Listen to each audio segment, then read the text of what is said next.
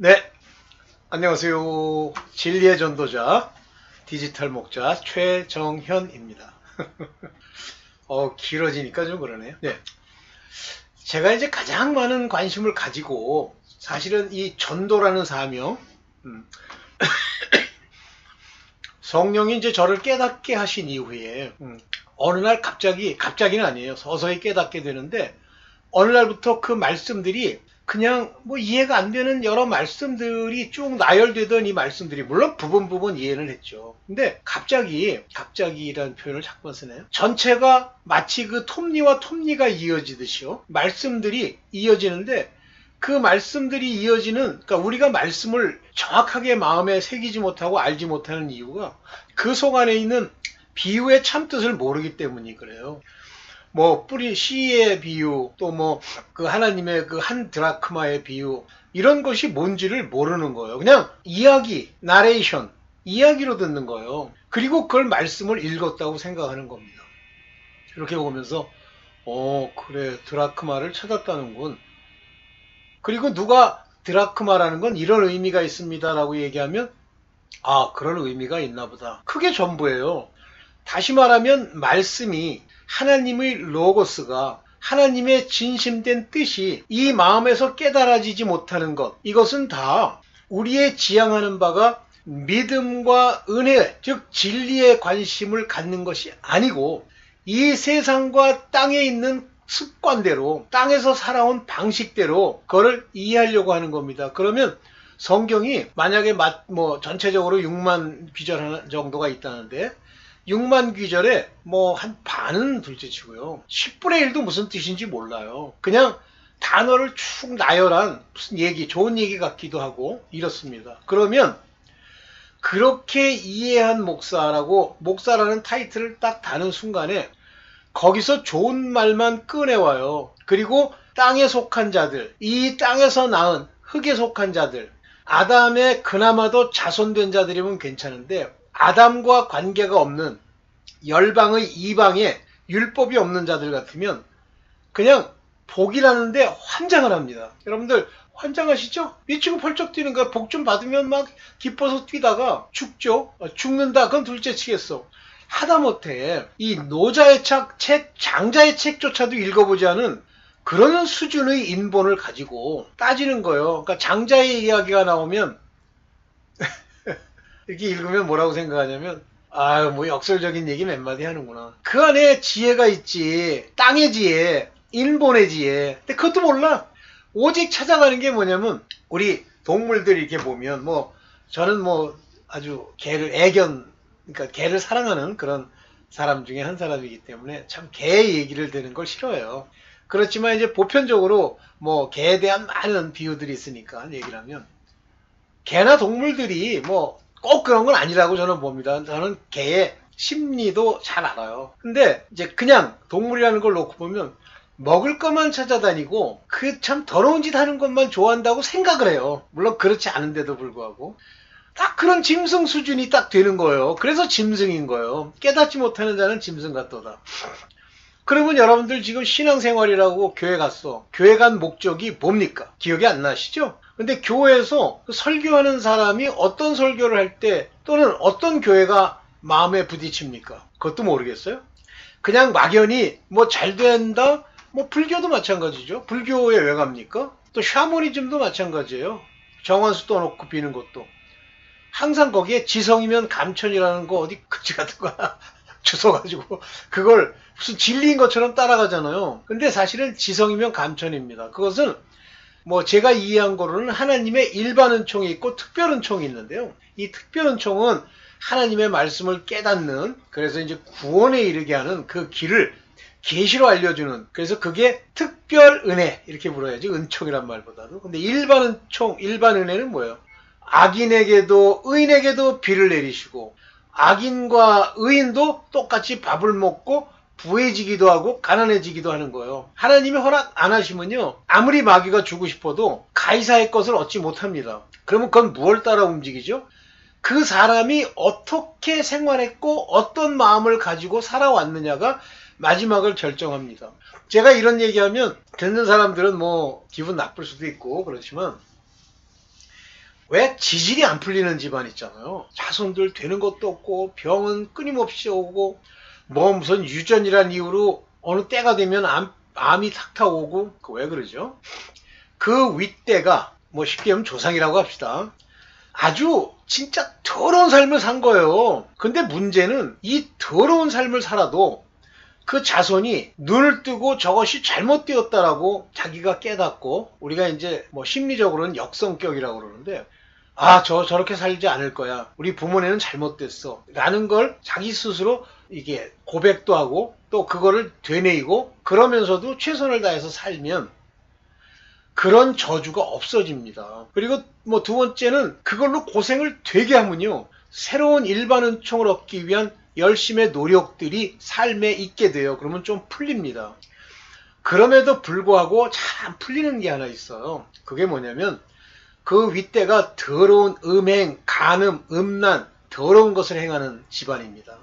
이런 것들은요, 예를 들면 그 부모가 그렇게 정했으니까 그렇게 했는데 아니에요. 유전하는데 왜 유전하냐면 성격으로 유전하는 게 아니에요. 하나님은 그런 법칙이 없습니다. 옛구습, 자기네들의 문화 속에 살던 사람이 그걸 자연스럽게 받아들이는 거예요. 그 자손들이. 그리고 때가 되면 지 아버지, 지 어머니, 지 조부 얘들이 한 짓을 아무 비판 없이 그냥 행하는 거예요. 그러면 거기에 뭐가 껴요? 하워드 피트만 목사님 말처럼 뭐가 낍니까? 바로 그런 걸 부추기는 악령들이, 그 집안의 물리처럼 악령들이 거기 살면서 그 애들에게 애기 때부터 또는 커가면서 그 안에 자꾸만 그걸 심어 넣어갖고 그 죄가 어느 정도 차면 안에 들어가 버려요.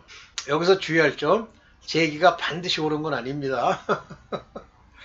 제가 지금까지 신앙생활하면서 보고 말씀을 통해서 그렇다라고 소위 말하는 하나의 프레임을 만든 걸로 보셔도 됩니다. 단지 차이는 뭐냐면 저는 바로 그걸 알고 그것과 싸우고 대적하는 방법을 안다. 그런 조상의 구습이 뭘로 들어옵니까? 생각으로 들어오죠. 생각으로 들어오면서 내 몸에 그 영향을 미치게 되죠. 이기려면 바로 이 육체의 일들을 없애야 되는데 그냥 안 없어지고요. 오직 은혜로 주님이 내게 주신 그 힘으로 없어집니다. 여기서 또 회개 가지고 장난할 사람이 있을 것 같아서 한마디만 할게요.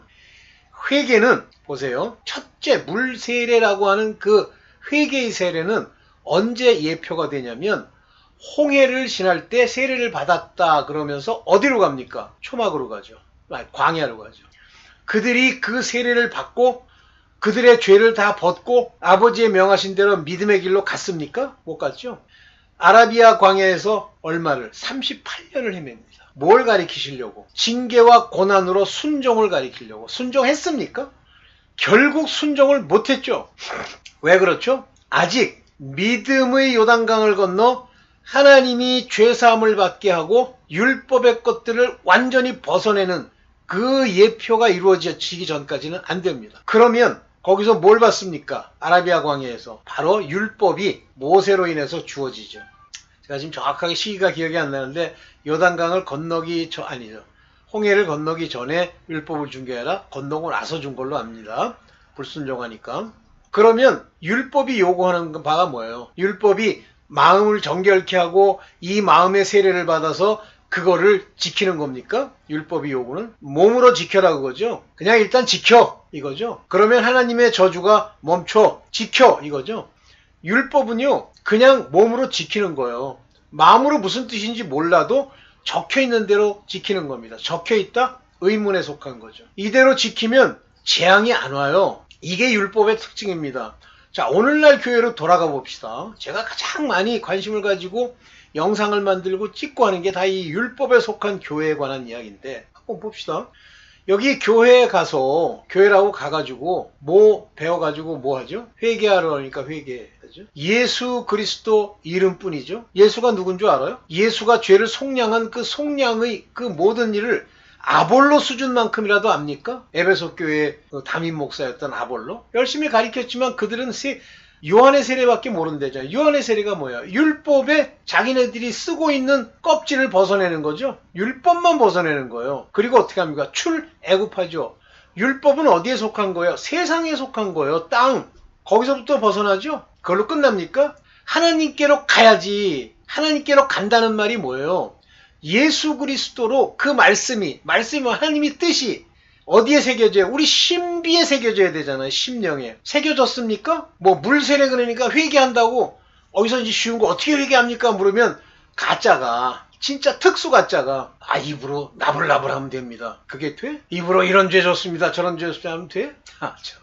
거기다 뭐 내 조상이 지은 죄를 뭐 저 사람이 그 웃기는 교회가 있어. 자기랑 관련이 있는 사람인데 그 사람이 자기가 볼 때는 자기는 율법에 속했으면서도 자기가 볼 때는 문제가 있는 것 같아. 왜 그러죠? 율법은요. 남 문제만 눈에 띄어요. 남 문제가 눈에 띄는 건 당연한데 율법에 속한 자. 그러나 그것이 내 것이요. 또한 그것을 없애기 위해서 여기 있는 입술, 말로 나불거린다고 되는 게 아니에요. 어떻게 해야 되죠? 그걸 가지고 그리스도께 가야 돼요. 만약에 그걸 들고 앉아가지고 뭐 피 뿌리니 어쩌고 그러면서 제사 드리듯이 번제 드리듯이 하죠. 안 없어집니다. 이걸 다 없앴거든. 이걸 없애시기 위해서 예수께서 십자가에 못 박혀 달리시는 거예요. 이해되시죠? 못 박혀 달리시면서 그가 그 노뱀을 바라볼 때 누굴 바라봐야 돼요? 노뱀 누구? 십자가에 달린 예수. 그가 부활해서 그리스도가 된 그분을 바라보면 사는 거예요. 그런데 예수께서는 노뱀보다 더한 그리스도로 이분이 구속주, 구세주, 부활하신 분입니다. 이 그리스도는 곧 말씀이요 성령이요 하나님의 뜻이요 로고스요 레마입니다. 이분이 말씀하시는 새로운 약속들, 복음. 이 복음은 뭐예요? 약속이 내 안에 이루어지는 거죠. 아브라함 때까지 약속이 이루어지지 않았습니다. 그 약속이 내 안에서 이루어지는 분이시죠. 그가 성령으로 죄사함과 성령으로 우리를 세례 주실 분이죠. 그분께 갔어. 그의 이름으로 즉 그의 권세 예수를 바라보고 그 말씀이 내 안에서 바로 우리를 살리는 선지자와 구약의 모든 증거가 내 마음에 bek히면 들어오면 그때부터 죄사함을 얻는 거예요. 그걸 예수를 만난다라고 표현하는 목사들도 있습니다만 그렇게 하면 안 돼요. 오늘 그게 왜 안 되는지에 대한 얘기를 몇 개 예를 들어서 이제 보이면서 얘기를 하고 더 구체적인 내용 오늘 아무래도 제가 만든 자료는 못할 것 같은데 오늘 구체적인 내용은 만든 자료를 통한 이야기는 2편에서 찍겠습니다. 볼게요. 제목이 뭐냐면 은혜의 반대말은 율법입니다. 그랬어요. 율법도 신령한 건데 어떻게 은혜의 반대가 율법이냐. 율법과 은혜는 양립할 수가 없다. 그러면 왜 그러냐면 이제 오늘 몇 개의 사진들을 보여드릴 텐데 왜 그게 이제 안 되는지 한번 보면서 여러분들이 공통적으로 깨달아 보세요. 영의 세계 이렇게 해야 들어갑니다. 영의 세계 이렇게 해야 들어갑니다. 자 이제 또 보여드릴게요. 한번 보고 한번 깨달아 보세요. 이것을 소리내어 읽으세요. 악마를 마비시키는 성경 구절 3가지. 이것을 소리내어 읽으세요. 이건 상관없죠. 이것도 상관없죠. 오케이. 여기 또 볼게요. 매시간 크리스천을 지옥으로 보내는 죄. 요거는 뭐 상관없다.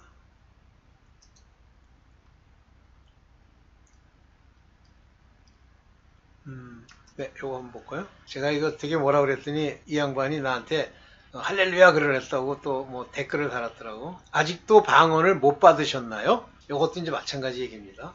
물론 내용을 읽어보면 들어보면 아닌 부분이 있기는 한데 그러나 이런 멘트 또 한번 볼까요? 조심하세요. 절대로 그 죄를 짓지 마세요. 이런 말들. 상처받아도 반응하지 마. 상처받아도 반응하지 마. 이건 놔두고요. 뒤에서 또 이거는 뭐 괜찮은 거예요. 이것도 괜찮아요. 이것도 괜찮은 내용이고요.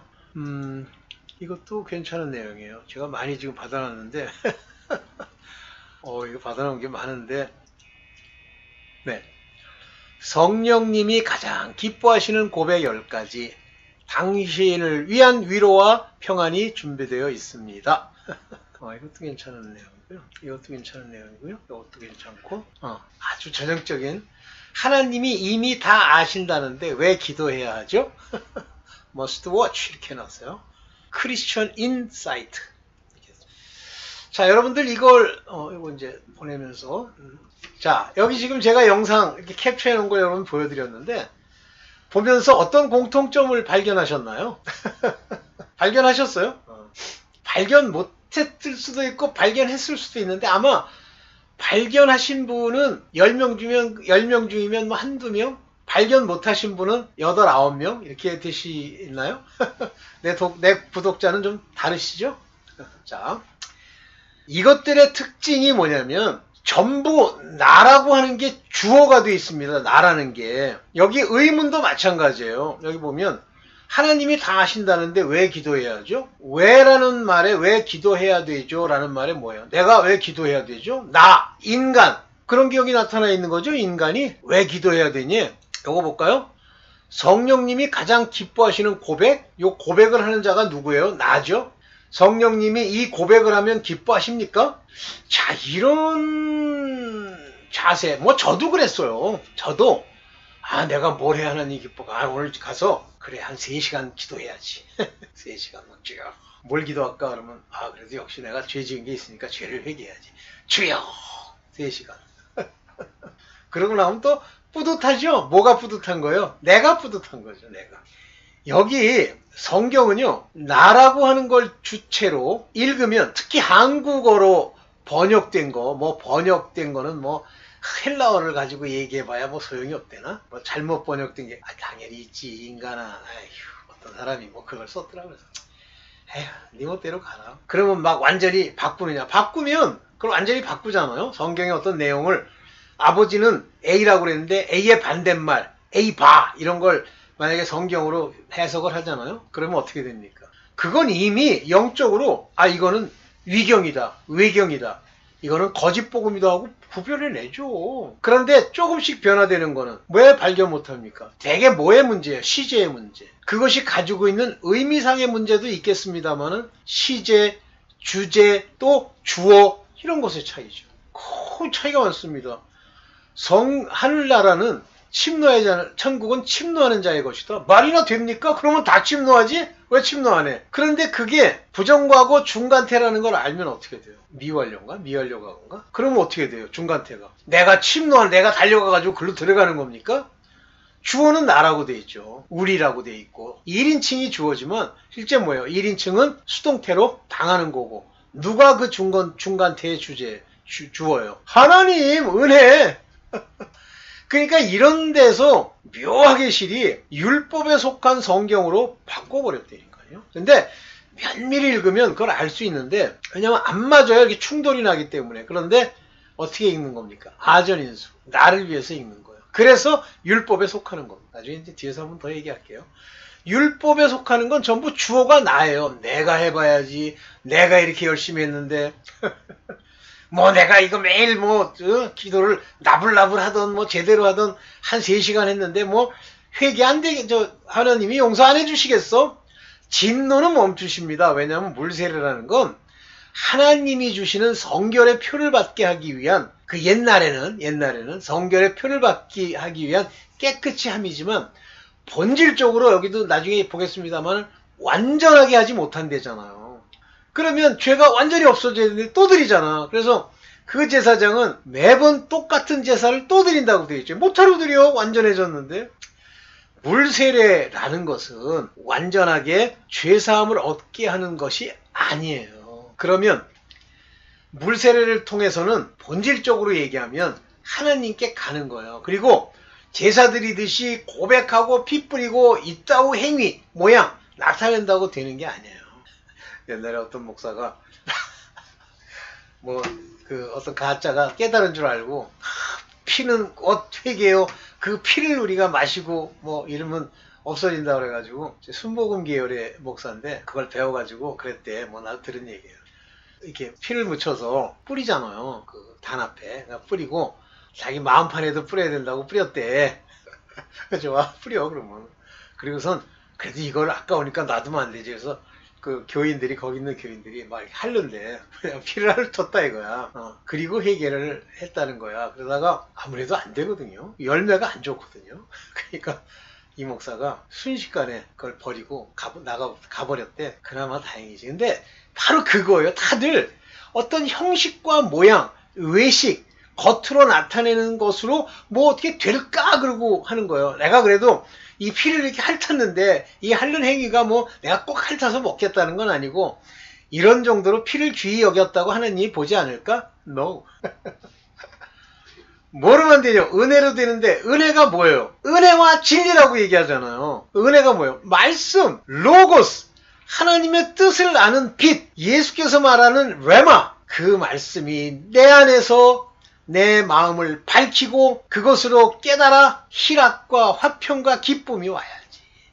그러면 이건 누가 결정하는 거예요? 내가 결정해? 내가 막 가가지고 주여 그랬더니 No!